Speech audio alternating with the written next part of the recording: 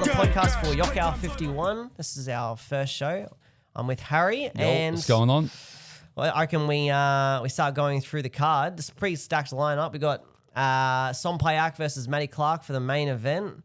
Jono versus Quinn, the rematch, now here in Australia. And then we have Somrat Sami versus Australia's own Bryony Sodden for the YOKKAO Super Bantamweight World title. What do you reckon? 100%. Yeah, it's going to be a great night, action-packed. So that main event with Matty Clark and Song Payak is for the YOKKAO Featherweight World Championship.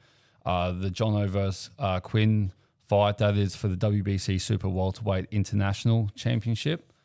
And there was another one on the card. Oh, and we've got Andy Junuku later on versus Sonny Moore for the WBC Super Lightweight Australian title. So it's a stacked card from top to bottom. So we'll run through every fight and talk through them. We'll start at the main event, of course. So we got Matty Clark versus Song Payak. How do you see this one kind of playing out for Matty? So Matty's come off, he fought Kale Wilde for the belt up at Explosive, I believe it was. Cairns, yep. And that was a good performance. He looked really good in that. Yeah, well, we were actually there for that. We were in Kale's corner for that fight. And True. And yeah, obviously, I think Kale was definitely the favorite going into it because he was the champion at the time. He was defending his title. And then Matty came in with the big upset. He stopped Kale in the third round, I think, with body shots. And there'd been a few issues throughout the fight leading into it. Like he had some stomach problems I think throughout the fight. And then I think it was the last round, actually, if I remember correctly. It might have been the last one because he actually he was sick during the. I remember he vomited during the fight. Yeah. Which would have been pretty hard to come back from, but he came back and fought a little bit after that. And then since then, Matty actually fought again against Jake Green, one of Queensland's, and that was a great war. A lot of elbows flying in that one. I think that Matty has proven that it wasn't just a fluke. Like, he got the body shot stoppage. He came back, had a good performance against Jake as well. And now he's taking his hardest fight against Song Payak, who I've now found out is the brother of Payak.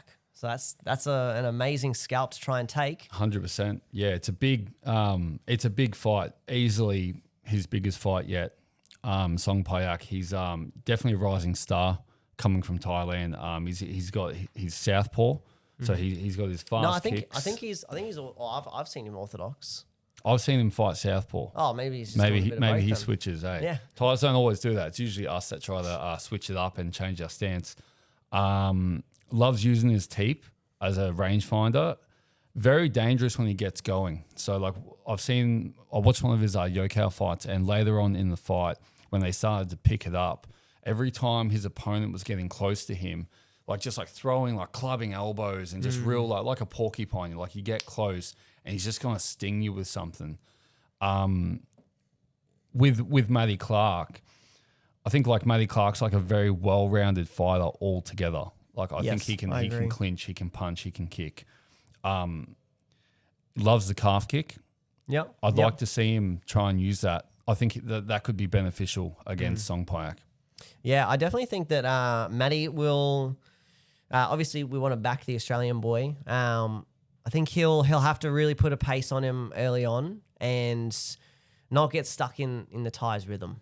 He's gonna have to fight his own fight and maybe come in with a few unorthodox tactics to try and throw Song Payak off. Yeah. And then, because if he tries to go technique for him, it might be a long night for Matty. Especially, I've seen these clinch games very, very strong. I think Song Payak will have the height on Matty, and it should be interesting. I think it'll be a good fight. Do you think he'll go the full distance?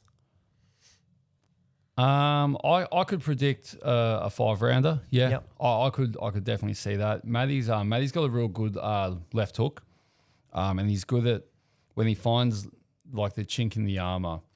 He's good at just sniping in on that. He's like a sniper. Once he finds the weakness, he just goes for it. And that's where I say I think doing the unorthodox type of things like the calf kick could be beneficial. But Song Payak, he's got a mad team behind him. I seen a reel that someone put up and there's like Superlek ringside, like giving him advice and stuff like that. Yeah, that's sick. Like, and they're just like hanging out, like training hard and shit, you know, like, you know what it's like. You just came back from Thailand. The Thais train, like the top level Thais train really hard. He's going to be ready. He's going to be ready. And I don't think either of them should be obviously prepared for the 5 rounds, but it could end at any time. Yeah. I really believe that. I think you'd have to be on your game for the whole fight. Yeah, I don't think this is one of those fights where the Thai's coming over just to be a body, just to kind of fill in against a foreigner who's like really putting everything into it. I think Song Payak will be coming over to try and pick up his first international title. Yep. Main eventing the return of the YOKKAO shows. I reckon this could be a real breakout performance for him, or it could be a good breakout performance for Matty. And now he's toppled a Thai, and especially being one of the brothers, and once again main eventing one of the big shows. Yeah, I'm looking forward to it. It's going to be a good fight, and like the guys from Jayen have done a good job. You know, it's only a small gym, but they're taking on the world. So good on them, and looking forward to seeing what else they've got. For sure, shout out to them. Like I think like you said, like Matty, he needs to put the pressure on Song Payak. He needs to make him feel uncomfortable. I think Song Payak's going to be trying to counter Matty's like boxing with those elbows that I saw in that fight. Yeah. So that's definitely. I think he just needs to not let Song Payak dictate the pace of the fight and pick him apart. Yep. You know, just because we're fighting a Thai, we don't have to fight Thais like Thais. Yep. Like we're foreigners, we're Westerners. Falang, they call us. Yep. Let's fight them like that. You know what I mean? So, 100%. It's going to be a good fight. Great main event too. Great main event. And moving on to the co-main event, we've got the long-awaited rematch between Jono and Quinn. The original fight was fought in Canada for the international title. It went the way of Quinn, but then overturned a few days later, and now they run it back here on Australian soil at 69 kilos. I think it's going to be good. What do you reckon? It's definitely. I think it's definitely a rematch that needed to happen. I think a lot of people on Quinn's side was believe that he won. And then a lot of people on Jono's side, and a lot of, you know, and also like the officials when they overturned it believe that Jono won. So it's one of them things where I don't think Quinn would want to walk away, even if he walked away with the belt and they didn't overturn it. He wouldn't want people to think like, oh, but Jono actually won that fight. You know, like if I was Quinn, which I'm sure he feels this way, he's coming to be like, okay, I'm going to prove to you that I fucking beat him the first time. I'm going to beat him again. So like I really love that. I think it makes it for a real good fight. I think Jono has a power advantage. I think he definitely hits a lot harder than Quinn. We saw a lot of damage to Quinn's rib from Jono's right kick in the first fight. I think Quinn's going to try to use his clinch again. Yeah, I agree. In this match. Yeah. I think Quinn like knows how to win fights. That's why he's gotten to the position he has. The way he fights. And I think being the best version of himself on the fight night and bringing that clinch and working in the clinch and winning that way is how he's going to try to beat Jono. Yeah, I agree. Like I think you might be right that Jono will have more power. Yeah. But I think that Quinn is bigger. He is. He's definitely bigger. And I think that clinch style of wearing down Jono will be something he'll try to look to do, especially in previous fights that Jono's had. He's had problems with guys who have drained him in the clinch, like the Kajiba fight. Yes. And just to take away the power of his hands. And then I think that if Quinn is looking to make a statement and say that he did win that fight, he's going to need to probably bring a bit more of the toolkit as well. I think that Jono will expect the clinch. So it'd be interesting to see what other things they add to it. Because they've had all this time. Obviously, they've already done 5 rounds together, and it was their most recent fight, so they'll probably be straight back in the lab. Yeah. Adding new things, and then go from there. Round 6 begins. Yeah, exactly. I think Jono, I mean, like you said, Quinn had the size advantage. He's a big dude. And Jono's pretty like solid, you know, like he's not the tallest in the division, but like he's a solid dude when you stand there, and Quinn's really big, got like that big back, strong clinch. I think they're going to have an answer for the clinch. They've at least got a plan. Yeah. And they're going to have to, because I think that's what's coming. Yep. And I'm sure they know that. Look, he's got a great team out of all styles. And it's going to be really good. Very anticipating. I think a lot of people have their eyes on this fight globally. Yeah, you know? I agree. And I would love to see, I'd love to back Jono. But always good to see someone like Quinn coming all the way from Canada to have the rematch on a different soil. I think that's for sure. That should get a lot of respect because he didn't need to do that. That's right. I mean, like Jono went to Canada to fight him the first time, and then to give the respect to come back and fight him in Australia. Hey, hats off to Quinn. That's really awesome. He's game. Yeah, 100%. Yeah. Moving on to our next one now. We got Som versus Bryony for the YOKKAO Super Bantamweight World Title. I think this is going to be a really, really good fight. A high-level chess match, I feel. Som being southpaw, she went on a 16-fight win streak at one point. Won a lot of fights, obviously. Won the Raja title, won the RWS tournaments. And then recently had a lot, not recent, but one of her losses that snapped up the streak was against Barbara Aguilera, who went on to become a lot better than what everyone was expecting. Like, she went on a huge run, and then obviously now she's pregnant, had a baby and whatnot soon. She's so strong, by the way. Like, just on that note, like, she is so strong, that chick, yeah. To have that loss being the one that stopped it, I feel like shows that how good Som is. And Bryony, we watched her most recently on the all-female show against Valencia. Yep. That was really good to watch. She was very, very dialed in that fight. And I think you're going to see a very, very high pace fight. I know Bryony had a recent fight against Jenna Whitman, and it was a bit slower, more of a chess match. But I think that this will be like a fast-paced chess match. Do you know what I mean? Like, you'll have the open stances of southpaw versus orthodox. Yep. Just exchanging body kicks, exchanging hands, lots of clinch work, and it'll be one of the highest level female matches of the card, I reckon. Yeah, wow. Probably of the year, to be honest. Yeah, wow. Yeah, you got RWS, former Raja champion versus one of Australia's best. She was a 2-division RWS champion, by the way. And I want to make a correction. So Song Payak, so he is orthodox. It's Somrat Sami that is the southpaw. Yeah. I mixed that up earlier, so apologize for that. But she's got a great left kick. One attack she really likes is that kick punch. Yep. So she goes kick and then punches straight off it. No doubt the team, if they didn't know, they know now. Yes. They'll definitely be planning for that. Big matchup. I think Somrat Sami tries to, or Som, I'll call it. Som tries to, I think she might try to push Bryony back. I've seen she looks quite comfortable in clinches when I've seen her fighting RWS and stuff. That obviously didn't work against Barbara, but I mean, they don't call her the Anaconda for nothing. She's got a good clinch. Yeah. I think we could see something like that happening here because I think Bryony's she's good in the clinch, but I think you don't see, when you watch her fight, you don't see a lot of it. She hits and moves and stuff, and she can fight on the back foot. In the Valencia fight, towards the end, she was starting to clinch a lot more. They'll in Marquise and all round them. Yeah. And if there's a bit of that, I think that Bryony could be quite dangerous in the clinch. Yep. It's just a matter of getting in there might be a bit hard, you know? When you fight that open stance, it's a lot of room to cover. The southpaws, you know what I mean? For sure. Yeah.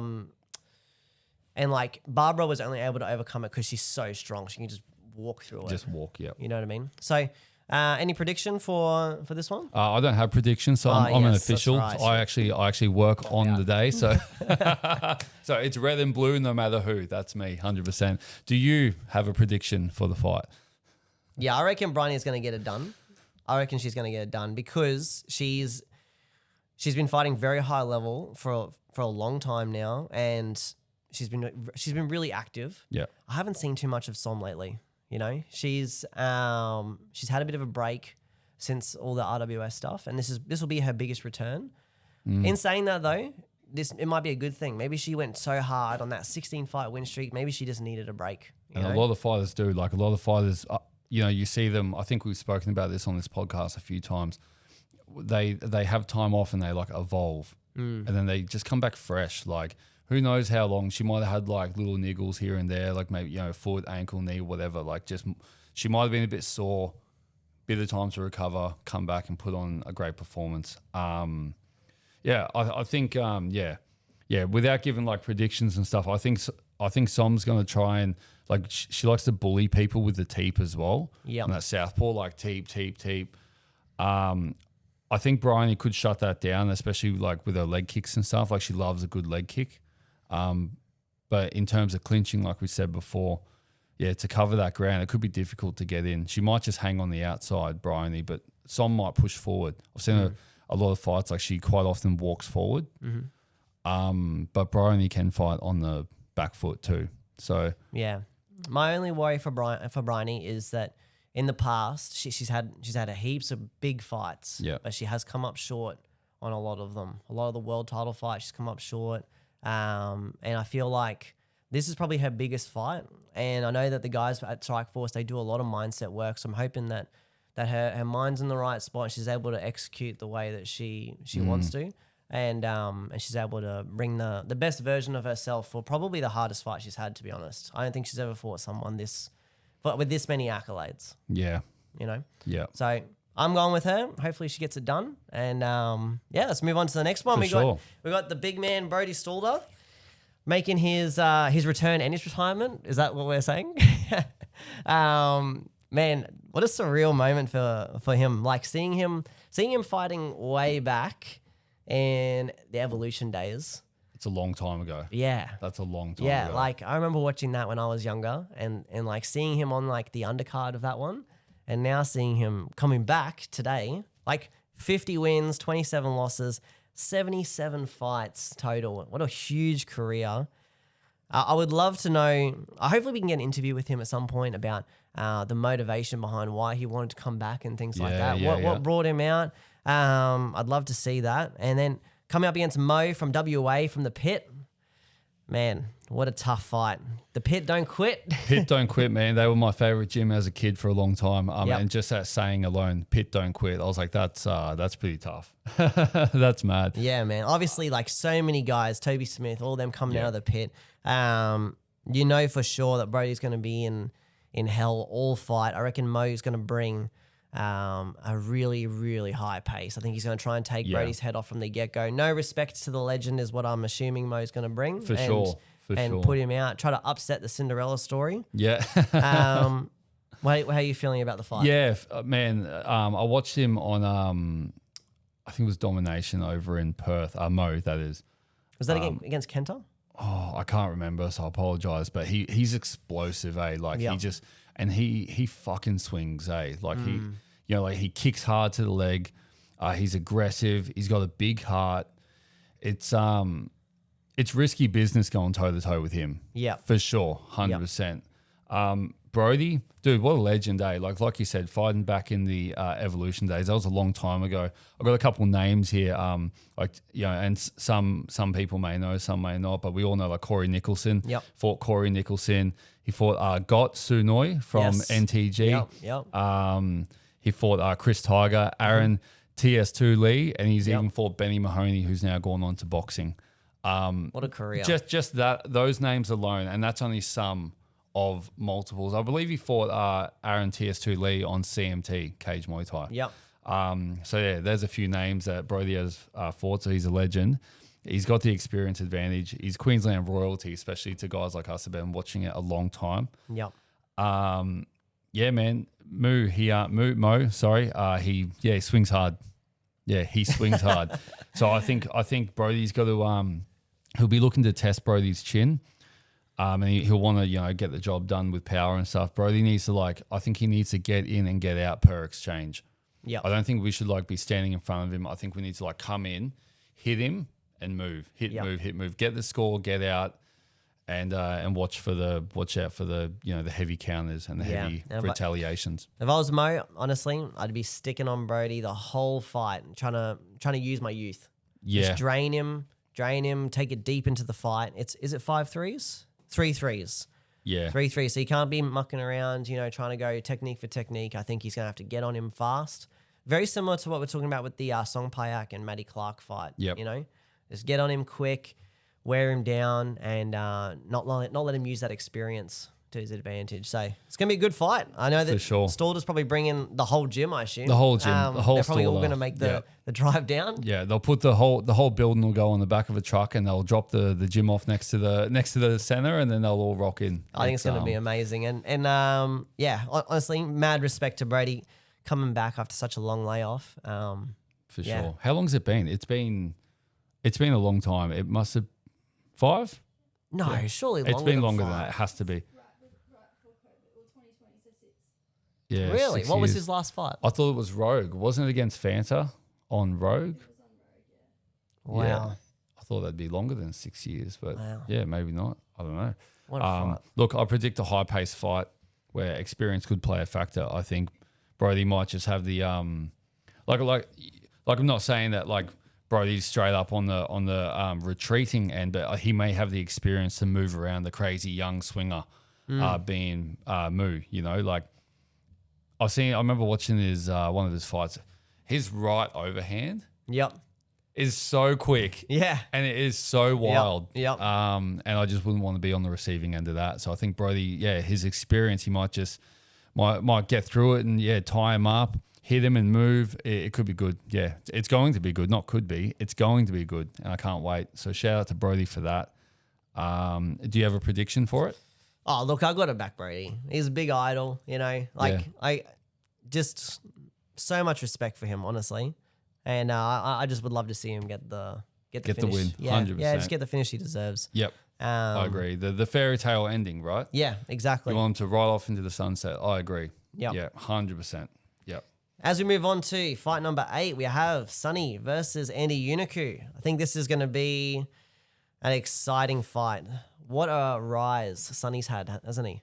Yeah. Oh, Last man. 2 years, I would say. Like, just hearing things in the background about this kid from Cairns coming through and just the amazing things that Chad Collins has been saying about him, about how this kid's the future. And then everyone's talking about all this. And then finally he stops Jack Matthews in like the second round and it's a massive upset on Rebellion. Yep. And then bang, he's arrived. Big upset. Yeah. Going for the Australian title. That's recently been vacated from Moe, obviously. Yep. Andy Uniku, his opponent, veteran.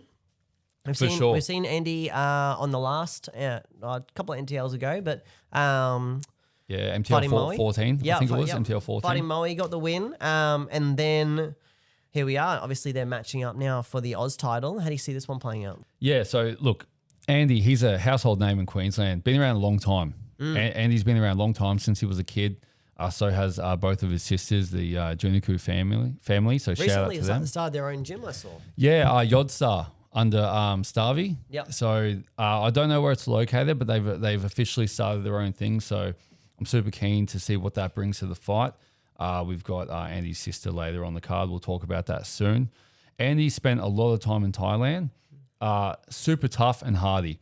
That fight against Moe was it was a close fight, but real good one. Yep. Like real good one. Sonny, on the other hand, he had a good run in Kun Khmer in Cambodia. Yep. For those that don't know, Kun Khmer is it's essentially like the Muay Thai of Cambodia. Have their own promotion. It's like a festival of I think I might be throwing the wrong number here, but 10,000 people go to it. There's fucking rides and there's just this ring of and a sea of thousands of people just watching this little ring. He fought over there. I'll never forget this, his first fight in an 8-man eliminator, he fought a gang member. I know that he was from Colombia.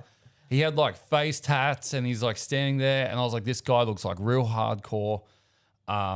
Tough fight. Eventually, I think finished him in the third, if I remember correctly. Yep. And it was a tough fight. And then in the next fight, he got tagged early in the fight, went down for an 8 count. I think that's his first 8 count in the first round. And then went on to fight to the end and just lost on points. But without that 8 count, I think he definitely would have won. Like you said, he got the TKO on Jack Matthews on Roots Rebellion. I think Sonny brings a lot of momentum coming into this fight. I think Andy's been around a long time. He may have fought, I think he fought K1 on Prince Promotions. Yes. Yep, against Starboy. Yeah, against Starboy. It came short in that one, but I don't believe he's fought since. He may have fought in Thailand a few times. Yep. But I think Sonny definitely has the momentum. Yeah, for sure. Coming into this. What are your thoughts on that kind of situation? Oh, I definitely agree. You know, I think that the guys at Lethal Muay Thai, that's Luca's new gym. Congratulations, Luca, opening the gym and taking over one of the fight promotions up in Cairns. The boys have assembled quite a team now. I think that the level that they've got there is really high now. Yeah. And when they come down, it's not like they're jumping up anything outside of what they're used to training with. Yeah. Like I saw Quinton Smith has moved over there now. He's training out of there. True. And, I think that I think the boys are on a real run, and I think that Sonny will be leading the way, and he's going to be the future of the division. So I would be backing Sonny for this one. Yeah. Okay. You know, a bit of bias. I'm from Cairns, so but Fair enough. But I definitely see that he's on a run, and not to discredit Andy or anything like that. I just think that it's just Sonny's just doing so well, and a lot of people are avoiding him, and it's going to be good. It's going to be a great fight. The fight's going to be absolute fireworks. I would actually probably pick either this fight or one of the fights further down that we'll talk about after. To either be fight of the night. It's going to be between these two, I reckon. Yeah, and, I think this one could steal the show 100%. Yeah, especially over 5 rounds. I think it's going to be good. Yeah, and for the title as well. How good's that? Andy spent a lot of time in Thailand, trained by Thais. Very crafty. Very crafty. I think he has the experience advantage, I believe. Well, they're around the same fights, actually. But he's been around a long time. And he's switching stances, and he creates openings when he does that. He goes southpaw, orthodox, and switches a lot. I think Andy needs to walk forward and push Sonny back. Yeah. Yes. I think Sonny's just like, if he gets going, like with his fucking blonde hair, he's like a fucking ball of lightning, eh? Yeah. Like, and he just like gets going, and then electricity starts bouncing, and then boom, he's on you. I think Andy needs to push him back and try to bully him a little bit, and don't let him. He's got to kill that momentum. Yeah, he's got a man hand early. That's what I would do. You know what I mean? Like if I was to, I'm glad I'll never fight Sonny or Andy for that. But if I had to fight Sonny, that's what I would do. I would definitely try to push him back and bully him, and not allow him to find his feet. Yeah. Yeah. No, I think it's going to be great. For sure. Sonny's definitely got the speed advantage, though. I will say that. I think there's definitely a significant speed advantage. But look, it's going to be a great fight, and I think it could steal the show. I'd love the winner to go move on to fight Moe afterwards. I think that Andy and Moe need a rematch if Andy does win, and then I would love Sonny to also have a crack at him. I think Moe probably the top of the division for 63.5 inside of like Australia, outside of Josh King, Chad Collins. So be good to see that. I agree. Moe just had a he just fought on 17.74. Yep. Fell short on that one. I think, he got 8 counted a couple times, I think, from memory. It was like once or twice. Look, that was a tough fight. Moe's been over the RWS and stuff lately. I think, like you said, the winner of this definitely needs to fight Moe. Yeah. I think that needs to happen, and Moe won't back down from a fight. He'll fight either of these boys. Yeah, so, that's what we love about him. Yeah, 100%. That's why we love him, eh? For sure. Moving on to the next one. Bang, fight number 7. We've got Harry McIntyre from Victorious Gym versus Paul Steffens from SRG Thai Boxing. This is the other fight that I think will be either fight of the night, in my opinion.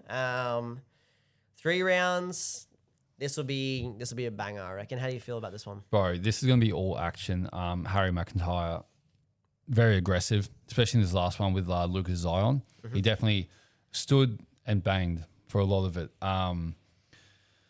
Paul Steffens recently comes off a win over Jonathan Tuhu on a show in New South Wales. Look, he can be quite aggressive. I think he's had 2 to 3 fights this year, or this one might be his 3rd one this year, where Harry's had a bit of time off versus Paul. I think Harry's last fight was actually MTL. Yeah, it was against Lucas. Yep. So I think Paul Steffens definitely has the I guess like the activity advantage. Comes from a good gym, SRG, but so does Harry, Victorious. Like that's a good battle out. Harry is showing development each fight. I think we've seen him, since way back when, since he's come up to this division, we've seen him get better each fight. So I'm excited for what a match like this can give Harry in the future.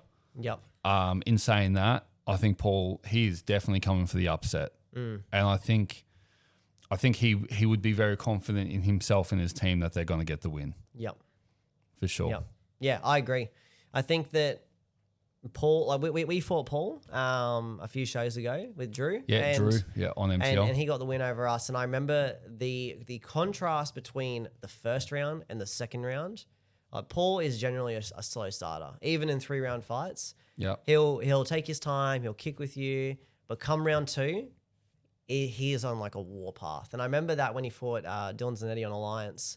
yes, He was stepping off and things like that. And then came round 2, he was just like it was like just a juggernaut. on. Yeah. And he's very, very big for the weight. But that was at 70. I don't know how big he's going to be at 72. Yeah. Got the experience, probably going the way of Paul. I know his record isn't listed here, but he's fought some big names now. For sure. You know, yeah. Daniel Matthews, he's been over at RWS, Yep. getting the win over Jonathan Tuhu. Fighting Carter Lawrence. Yep. So I think that this will be a really, really big test for Harry. In saying that though, Harry's probably pretty used to fighting guys that are trying to take his head off. Like looking at Luke Fraser, trying to take his head off. Luke Zion, trying to come after him. Like he's pretty used to the forward pressure style. That type of style. I agree. I think it's going to be one of them fights where it'll come down to, I think, no, it'll still be skillful, but I think a little bit of skill will go out the window, and I think they're just going to throw down. Yeah, I think it's going to come down to who is the tougher guy. I think they're going to collide in the middle and just go for it. I think Paul will have a better fight if he is on the front foot. Yes. I think if he doesn't and Harry comes forward, I think whoever walks forward and swings the hardest is probably going to win. Oh, you reckon? Possibly. I predict fireworks the whole fight. That's my prediction. Yeah. Yeah. See, I reckon I have the feeling that I reckon Harry is more versatile. Like in terms of that, he probably could fight in the back foot very, very well. Chop the leg, move off, things like that. Like if he has to, where I just can't see Paul going backwards. Yeah. Like I actually probably never even seen it, to be honest. If someone has footage of Paul going backwards, can they send that through to us and we'll study it and analyze it because we don't think we've seen it. Yeah, I think it's gonna be a firework fight. I wish this fight was 5 rounds, to be honest. Yeah. And then, yeah, honestly, I'd love to back Harry. Honestly, I think this is a 50-50 fight, though. I want to say as well, and you can cut this if you want. I wanted to say as well that I think Harry feels he has something to prove after the fight with Jack on Destiny for the belt didn't happen. Mm-hmm. And, a few things that Dylan Zanetti and stuff said online. We had the 4-man on Eruption. Yep. It's like that division has kept moving and he's been stagnant because of injury, right? That's why I predict fireworks. I think Harry wants to come in and just be like, fuck you, bang, and go for it. Yeah. I think for sure. Yeah, I think he feels like he has something to prove, which is why it's going to be exciting. Yeah, it's going to be good. Yeah.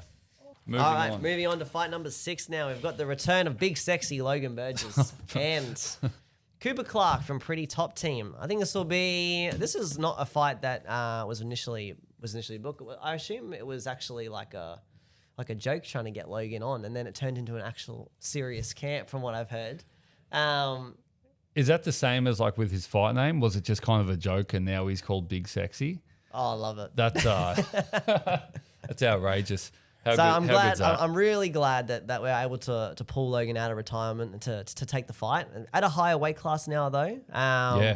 65 kilos. Usually fight 61. I'm a big fan of Logan because obviously I'm honestly just a big fan of anyone who coaches people, who puts work in others and then goes out there and fights as well. Like I think it's good to see people lead from the front like that, and he's very selfless in that way. Yep. And obviously, like his style is very entertaining as well. Very reminiscent of like a Liam Harrison, heavy hands, low kick style. Obviously, being on the shorter end for a lot of the fighters. Stepping up in weight against Cooper Clark, who's 7-1. That's a great record. Yeah. From Pretty Top Team, coming down from Cairns as well. We've seen a few of Cooper's fights. like you're saying, he moves a little bit unorthodox, but from what I've seen, he's got some great knees and a good pace. He's able to bring a high pace the whole fight. So I think this one poses a few challenges for Logan after a bit of a layoff, and I think it's going to be a great one. Yeah, man, 100%. Cooper, he's got a I've done some stalking on the social media. So he's got a Kudo base. So Kudo is like a karate, judo, and MMA blend kind of martial art. They wear gis and it's like MMA and a gi basically. So I think that's where his movement comes from. Just like we spoke about Valencia in the last podcast, kind of darting in and out. High work rate, man. Like he fucking works. I think he's done some boxing as well. Very light on his feet. Logan, like you said, the Liam Harrison type of style, like strong low kicks, good hands, always in for a brawl to entertain the crowd. Yeah, I think like guys are just there, like even like Spaney. Spaney's just like, if you're entertained, then I won kind of thing. Yeah. And Logan brings that same thing. And he doesn't really have like a feeling out process. No. Very like kill or be killed. Yeah. You know, go out on your shield or take him out. I think Logan's key to victory is to damage the legs of Cooper and slow him down. Yes. And stop that movement. He moves a lot. I think Cooper, again, coming into this one, I think he's coming with a bit of redemption from his last fight. So unfortunately, in Melbourne, he fought on a promotion down there, and it ended. There was I think they overruled it as they disqualified him or a no contest. Oh, he got kicked on the way down or something like that? Yeah. So he got swept. Yep. I think he got swept or tripped, and he went down, and the guy kicked him right in the head. Yeah. And you know he got up, continued fighting, but essentially, I mean, as this is their claim, you know, they claim he didn't fully recover from it, even throughout the break, and in the second round got stopped. Yeah, probably had a concussion. Like, let's be honest, he got kicked in the fucking head, right? Yeah. So I think that was handled correctly by the guys down there. So shout out to them, and you know, and obviously it's bad that it happened to Cooper. So I think he's coming into this to kind of a bit of redemption, to like redeem himself. You know, just in spirit and to his gym as well. Like he wants to get in there and just put on a mad fight. So yeah, I think Logan needs to take his legs out, slow him down, and I think Cooper needs to shoot in and out and stay light on his feet like a cobra. Like he just boom hits you and moves and high work rate. You know. Yeah, I couldn't agree more. 3-3-minute rounds. I don't know if this is Cooper's pro debut or not. Could be his second. I'm not sure if the last fight was. I think that was pro. Yeah. I'm not sure how many pro fights he's had. Sorry. Yeah. Either way, I think it's great to see both boys jumping in. And as we move on to fight number 5, Erin Harberger versus Amanda Uniku. Big fight. What a fight! Yeah, big fight.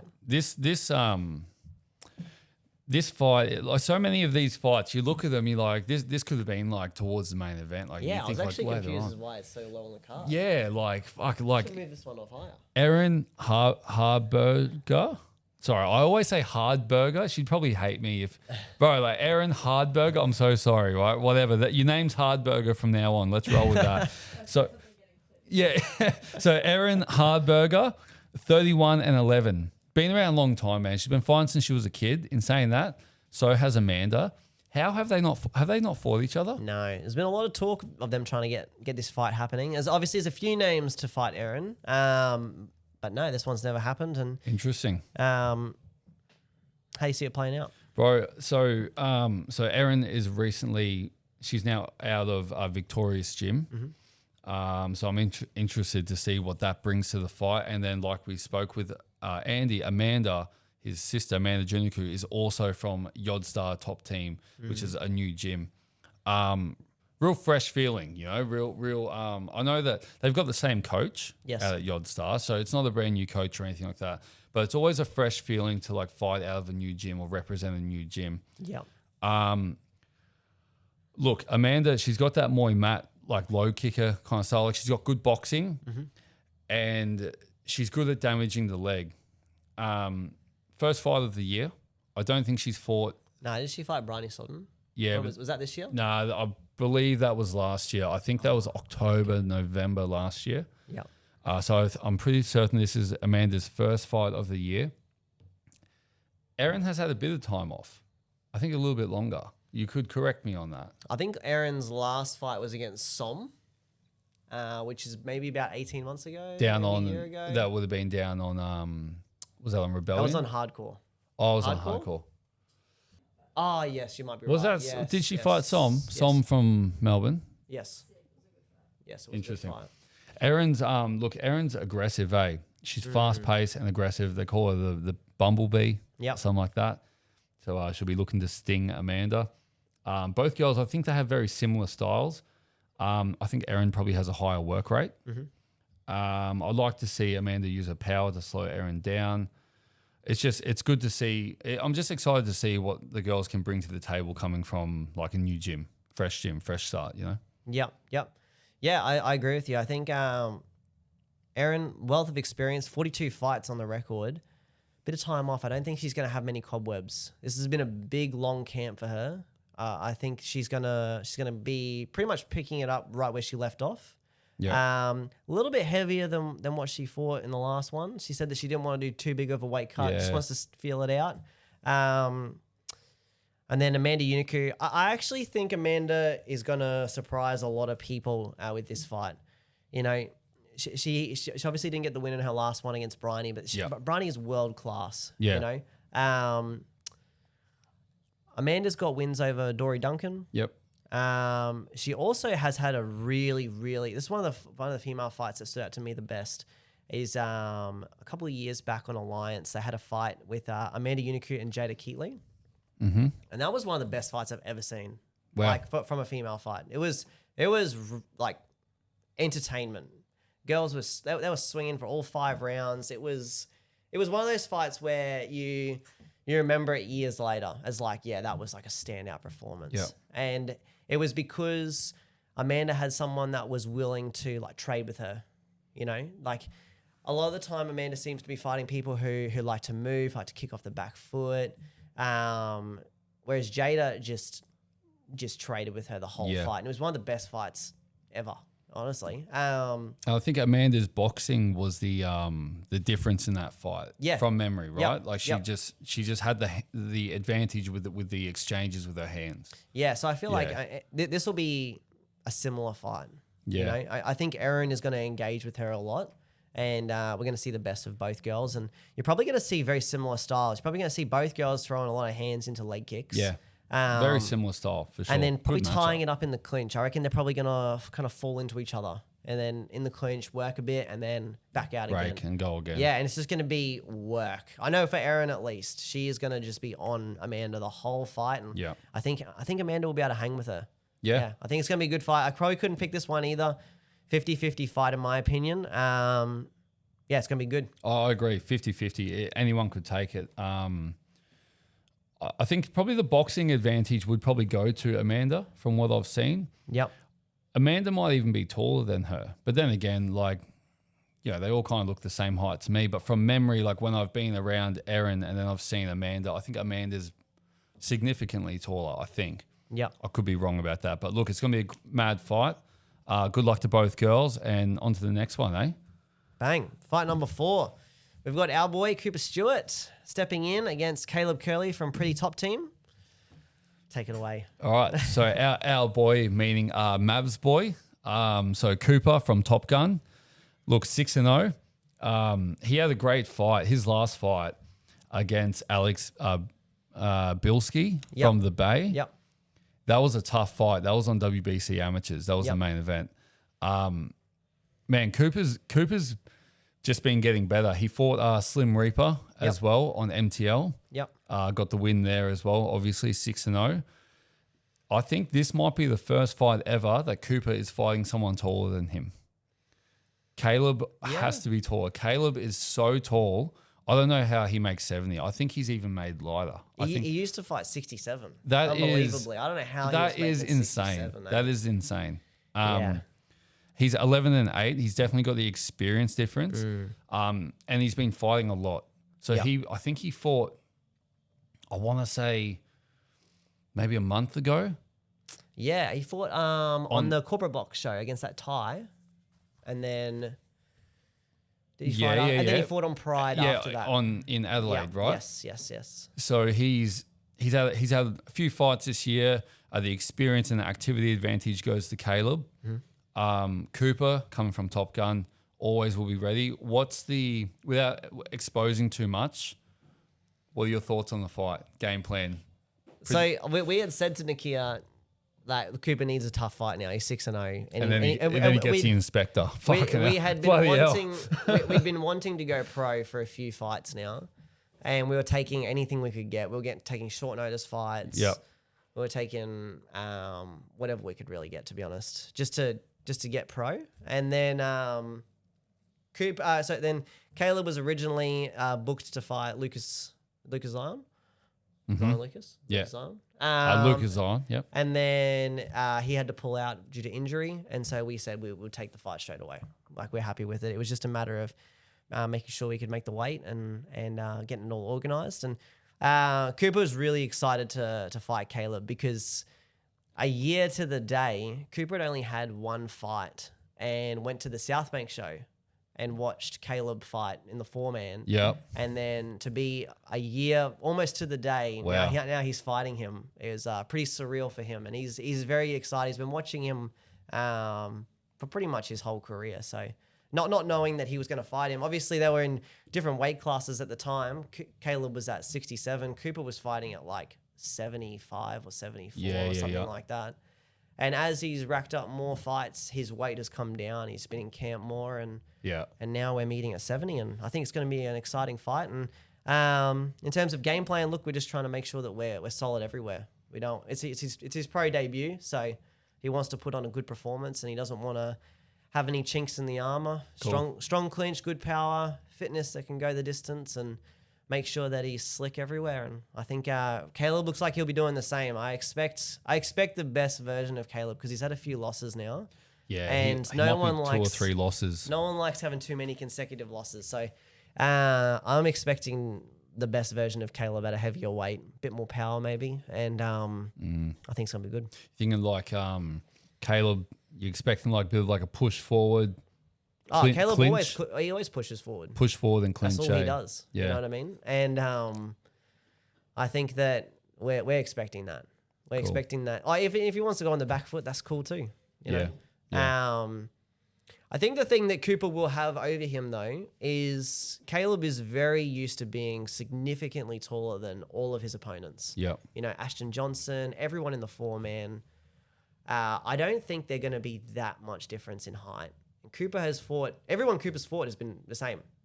You know, slim.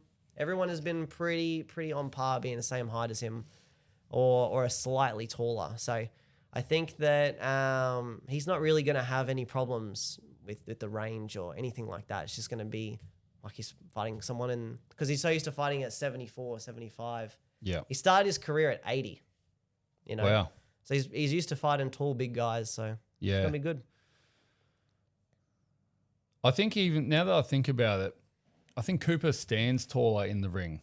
So he kind of stands tall, whereas I think Caleb can hunch a little bit. Yeah, he hunches over a bit. Yeah. So maybe once they're I think standing next to each other, Caleb has to have the height advantage. Has to. For sure. But I think in the ring, when they're in stance and moving and stuff, I think they might actually, you're right, they might be about the same height. Yeah, at the end of the day, man, once we start throwing, it doesn't really matter. If height mattered that much, the tallest guy would be the champ. That's right. Yeah, 100%. I agree. Oh, well, good luck to both boys, Cooper and Caleb. That's going to be a good one. I always like watching the inspector, whether it be in the ring or on social media. He's got a... yeah, he's pretty funny. He's pretty funny, dude. I watch him a bit with my brother and stuff. It's, pretty cool. So good luck to them. Moving on to fight number 3, we've got Holly Nguyen versus Whitney Tuna. Good fight. Good fight. Yeah. Yep. Good to see Whitney back. Doing it for the mums at this point. Yeah. Really, really inspiring to see her returning to fighting form. She got a really, really good win. I think was it on Knockout? It was on Knockout. I know it was at Raja Stadium. It might have been. That's the gold one. Yeah. I think it was on Knockout. Yeah. and looked like a pretty tough fight. Looks like she's been through the wars. So I think that she's going to come ready and put on a performance for her kids and her gym. And up against Holly, who has recently sorted out a couple of injuries. Yeah. She's been held back a bit by reoccurring injuries with her shoulder and things like that, and now she's back strong and has reassured us that we're going to see something different. So I'm really looking forward to this one too. And that's what we've spoken about before, Like we were talking about the like you go for so long, active for so long, and you just have these injuries that they just hang off your back, like a monkey. Like you just want to get the monkey off your back and take time to recover. So that's obviously what she's done. How long are we talking? It's been a minute. I think was her last fight against Rachel. Yeah. Was that? Yeah. That was a couple of shows ago. That was like MTL 13 or something, I think. Yeah, it's like 18 months. I mean, if we look at we've got pretty much every fight on the wall behind us here, no doubt. If we looked up there for long enough, we could probably find it. So it was definitely a long time ago. So it'd be good to see Holly come back, fighting out of Spain's gym. And Whitney, is she the owner? Yeah, she's one of the owners. Yeah, one of the her and owners her husband. of Champions Gym. And what a sick name for a gym, Champions Gym. A lot of pressure though, bloody hell. I'd want to make sure I win every single fight. So yeah, well, last time they were over here, they which was way back in where is it? It was like MTL 4. It was whatever the one was that Charlie Bubb main evented. What, Charlie and up here on the top left, Charlie and the World Series? No, it was a different one. It was before that. It was like way back. But they all came over. They brought like a team of 3 over, and they went undefeated. They just went on a. They won all 3. I remember, and haven't been back since. So you got to keep the streak rolling. Yeah, they come in to win. Yeah. And we know how the interstaters feel about winning against Queenslanders. Oh, of course. They like to try and beat us because all the world champions come from Queensland, majority. Look, good luck to both girls. All jokes aside, it's going to be a great fight, and it's good to see both of them on the card. Yeah. YOKKAO And moving 51. on to fight number 2, we got Kirk Bark stepping in late notice against Prince Ali from Art of 8. Yeah. Obviously, big fight for both boys. They're very early in their careers still. 5 fights, 7 fights, jumping on the YOKKAO show. Good on Kirk for stepping in late notice too for the replacement. This fight's going to be at 95 kilos, so I expect it's probably not going to go the distance. Someone's probably going to get slept. Art of 8 Ali, from what I've heard, he's massive. He's a big dude. Yeah, big dude. Carries a lot of power. Doesn't gas out too much. And then we've got Kurt, who we recently saw on the last MTL in the Eaton's Hill show, where he got the win over Ezra in a very back and forth fight where both boys got 8 counts, and Kurt was able to come away and get the win. And I was really impressed by the technique of Kurt, actually. A lot of these guys that are really big, they're not as technical. Yep. But Kurt's technique, his punching, his kicking, especially his body kicks, and his ability to recover from big shots really impressed me, especially because Ezra was really putting it on him. Yeah, when they fought in the last one, Yeah. he put it on him. He got caught. I think Kurt went down. I remember he got hurt. I'm not sure if he went down, but I remember he got hurt. I think someone went down. Maybe I know Ezra definitely went down. he went down. Yeah, I thought Kurt might have. But regardless of that, look, there's a big height advantage, size, in terms of like Ali is like a bigger structure of like a taller man, but Kurt is built like a brick shithouse. Like he looks like Dominic Toretto from Fast and Furious. He's a big dude. I think, and shout out to Kurt for taking this as well, like you said, on short notice, replacing his last opponent, Ezra. Ezra suffering the concussion. Yep. So I hope he recovers as well. Shout out to Ezra as well. I think Kurt has no pressure coming into this fight. Like, I took a few short notice fights in my career, and you just got no pressure. It's like, well, I'm jumping in to save the fight. I never felt pressure myself to show up and perform, and I have to be this and be that. Like, look, if you take a fight on short notice and you lose, bro, like hats off to you. You jumped in the ring with half a camp and you took on this monster of a man, Ali. Like how good's that? So Kurt has no pressure. Kurt played a part in Brad Davies' camp before Brad Davies' last K1 fight in Melbourne. Yep. So Kurt hasn't just been sitting along the sidelines. Like he's obviously, you know, coming out of the double dose YOKKAO training center. He's obviously been training. He will be fit. I think Ali needs to use his height advantage and reach and don't just stand in front of Kurt, because I think if Kurt breaches that gap and touches him with a hit, it could be bad. Yeah, I agree. I think it's going to be one of those fights where you're going to be on the edge of your seat and it could be over at any point. It could, yeah. 100%. So good luck to both boys for that one. So moving on to fight number 1, so the opener of the card, and this one's very exciting as well. So we've got Cooper Watt from Victoria's Gym against Nick English from LCS, Limitless Combat Sports. Well, what's your thoughts on this one for opening the card? I don't know too much about Nick, to be honest with you. I've seen Cooper fight and I've seen him train and things like that, and watched him and his brother come through. So I'm looking forward to him the most. Yeah. But I don't know too much about Nick. Do you know? So Nick, I've seen Nick fight on Destiny. I believe he's fought on Destiny a couple times. Maybe even Aggression as well, when Aggression was around. Look, it's a great opener to the show. Nick, he's always keen to stand and bang, which is good. But he's not wild and brawly. Like he'll have the exchanges and he moves, but he doesn't move out. Yeah. Like he's kind of off center when he hits and moves. Cooper Watt, you know, he just won the WMO state title. He's coming in with a lot of hype behind him. I think a lot of people on the scene were very happy and excited for when he's like gone pro, and then and his younger brother Bodhi has just turned 18 a couple months ago now. So he'll be making a pro debut soon.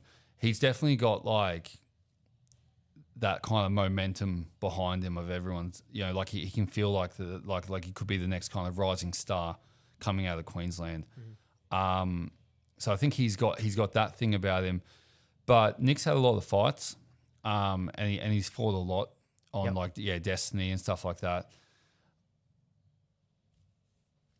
It's hard to say what's going to happen here, because I know Cooper has experience in, I think he boxed for a while. Yep. I think he's got experience in different disciplines. I think the favourite would probably go to Cooper. Yep. But I wouldn't count Nick out. Yep. I wouldn't count him out for a second. I think we could very well see an upset here of everyone kind of watching Cooper with the momentum and kind of like overlooking Nick. Yep. And then Nick pulls the upset, and it's like, oh shit, maybe we shouldn't have done that, you know? I like to root for the underdog, just generally speaking. But I think this fight could be pretty unpredictable in the outcome. Your thoughts? Oh, look, I'm not too sure on how the outcome's going to be, but I'm liking that there's a lot of fights just in general on this card that are all the same weight class. Like someone like Cooper could potentially match up with someone in the future like Sonny. You know, same weight class. Like there's a lot of these things where the winners can go on to fight other fights that are above them in the card. Yeah, you know what I mean? And vice versa, the losers and whatnot. So I think for both boys, a win for them could propel them into one of these matches that we talked about that are above them. So hopefully both boys do well and they're able to sit back and make a good performance and watch the card, and then maybe match up with some of the boys ahead of them. I don't want to make a prediction because I don't know too much about Nick, unfortunately, but and I have watched a lot of Cooper. But either way, if it's the opening bout, I trust that Nakia's probably put it there for a reason. That's going to be a banger, and it's a good one to open the card. Yeah. Oh, it's going to be a good one. So yeah, good luck to both boys. That's it, eh? Bang. How good's that? What fight are you looking forward to the most out of everything? For me, look, it has to be Sonny versus Andy, fight number 8, or Harry versus Paul, fight number 7. Yep. One after the other. Like, lucky we got that intermission. We got a halftime demo between Babyface Killer and Paddy from Team Stalder. That'll be during an intermission. So if it wasn't for that intermission, I think going from Harry McIntyre versus Paul straight into Sonny versus Andy would probably blow the roof off the venue. So lucky we got that intermission to settle it down a little bit. Yeah. Because either of those can steal the night. Matty Clark and Song Payak, though, I'm really interested to see how that whole thing plays out. But the more I look at the card in front of me, Jono versus Quinn, man, that fight has a lot of like international like eyes on it. A lot of people will be watching that for sure. Yeah, I agree. There's so many high-level fights on here. Like, just going through the top of the card, Son Payak versus Matty Clark, that's the main event. Jono versus Quinn, that could be a main event. That was a main event for another show, you know? Som versus Bryony Sodden, that could be a main event. That could definitely be a main event. Brody's retirement fight against Mo, that in itself would sell out a whole arena. Yeah. You know what I mean? So many people want to come and see that. Sonny main evented against Jack Matthews. Like, we got like 1, 2, 3, 4, 5 main events as the main card pretty much. For sure. Yeah. I think for me though, I am very invested in the Jono versus Quinn rematch. I just want a bit of a conclusion to it. You know for sure. And then whoever wins moves on to the next step. Yeah, you know, potentially the world title. Yeah, that's right. And who does have that? Who has the world title? Do we? I think it's vacant. I think is it a vacant belt? Let's have a look. I'm going to pull the WBC World Rankings up right now because I know Kaja just won the diamond belt for that weight class. Yeah, he fought. So I think it's probably vacant. Oh, what's his name? Who did he fight? Sidichai. Sidichai. Yes. Yep. For sure. So we got the so that's the middleweight. The middleweight is booked. Yep, that's James Honey versus David Penepe. That's a good fight. And the super welterweight is vacant. Yeah, for sure. So the winner of this potentially will, or more than likely, will move on to a world title shot. Maybe we can, if Jono wins, maybe we can get a rematch. Kaja Jono 2. That could be good for the world title, especially because he just got the diamond belt. That'd be mad. And they got Daniel Rodriguez at the top of the division. No, he's on RWS. Yeah. He's a bit of a beast, that guy too. Bang. Should we wrap it up there? Yeah, let's wrap it up. So everyone, listen up, right? YOKKAO 51, August 8th, Nissan Arena. Be there, be square. Let's go.